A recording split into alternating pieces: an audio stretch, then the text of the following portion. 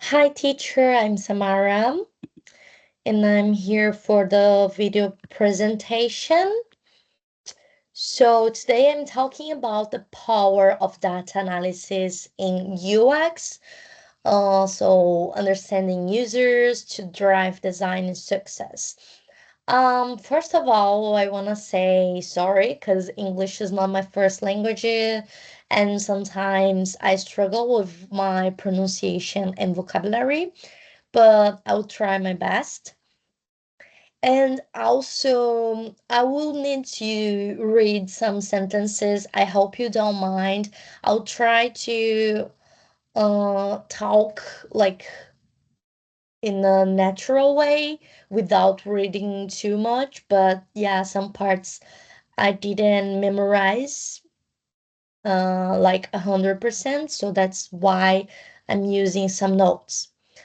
But let's start with that because today we are talking about really interesting things. So, what is data analysis?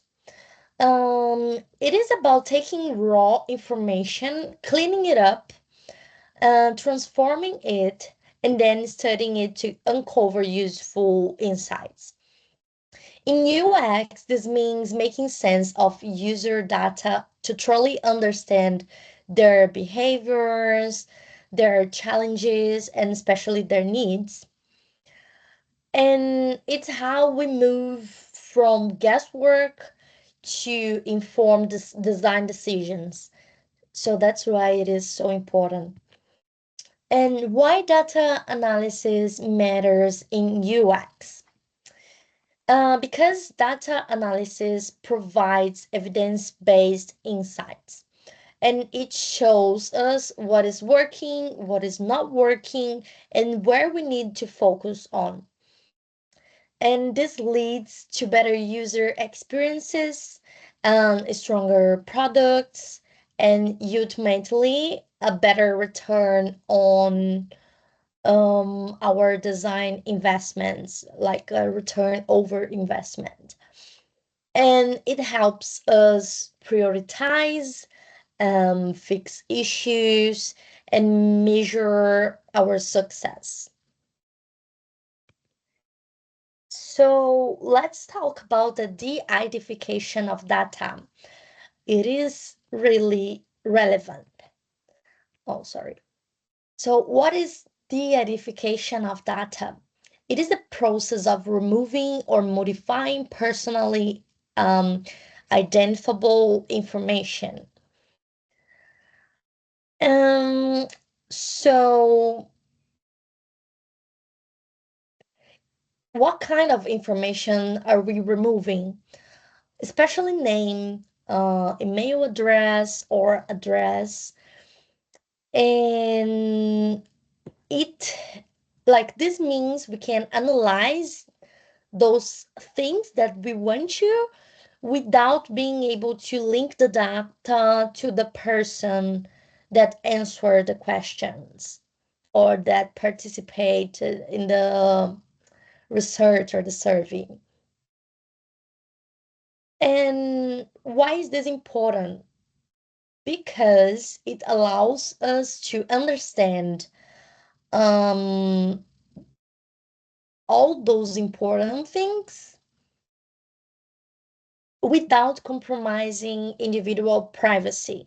And it's like we are building trust, a trustful relationship between the brand and the people that are participating of this survey.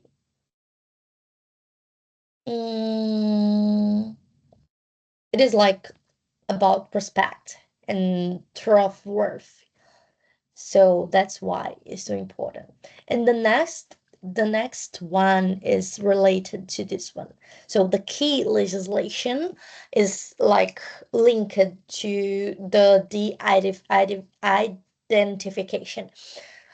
And here in Australia, the legislation is the Privacy Act of 1988.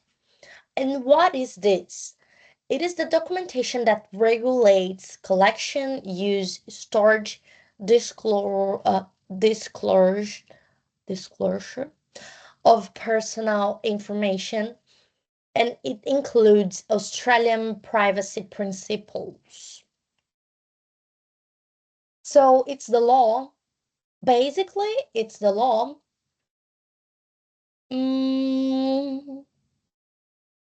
It brings like guidelines for handling those data, those information. So how it applies to data analysis? It requires transparency and consent, mandates data security, protects individual rights to data access and correction, and encourages the de-identification. So when we are analyzing data, we must always adhere to these principles, using the de-identified data where possible and protecting any personal detail that we do hold, okay? So here I brought some examples of data searches. So we've been studying about that, and we've got two methodologies in the researching process, and they are qualitative and quantitative. The quantitative is about how many or how often. It is simply about numbers, and the qualitative is about why.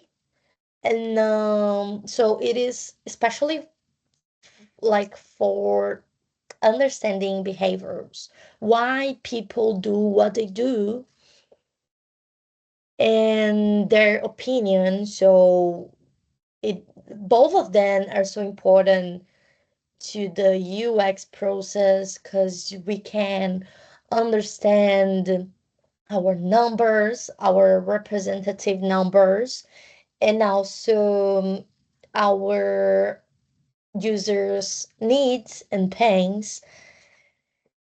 And the searches here that we can mention in quantitative are product analytics, sessions and clicks, A/B test results, service closed-ended, and customer support tickets. And in the qualitative, we can consider users' interviews, usability testing, customers' reviews and feedback, and social media comments. So in those places, we can manage their numbers and their opinions. So finally, I'm talking about the importance of reliable data. So decisions based on bad data lead to bad outcomes. So we assesses reliability based on a few key factors, and let's talk about those factors. Data timeless. Is this data current and relevant? Validity and authority. Is the source credible? Is this trustworthy? Like, if you are doing this process, if you are in this process, you have to pay attention. If you are using an official information or if you are taking this from anonymous forum or where else. And the relevance, is this data actually pertinent to the problem we are trying to solve or not?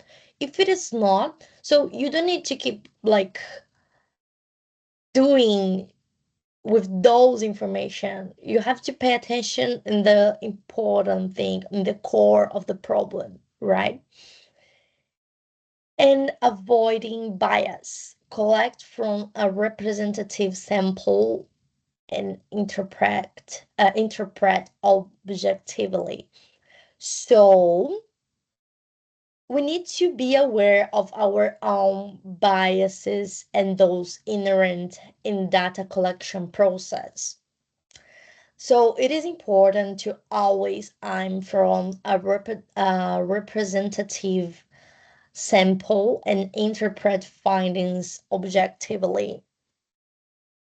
So pay attention. You cannot like interview just your big fans.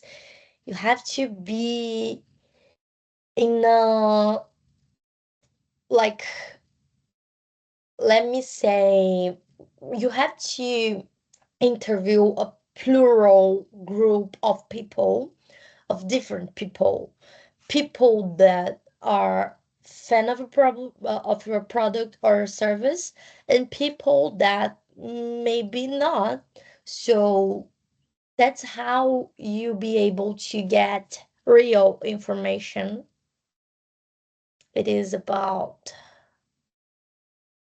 like being balanced, you know. So that's all. Uh, Understanding these principles ensures that our UX design process is data driven, leading to products that genuinely meet users' needs and contribute to our agency's success or our career success. So, thank you so much for hearing me. And I'm so sorry for my bad English. I'm trying to improve, I promise.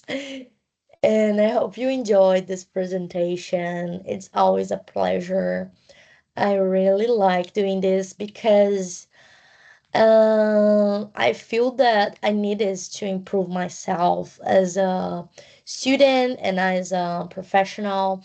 I'm preparing myself to the future, where I will be working with different people from different places.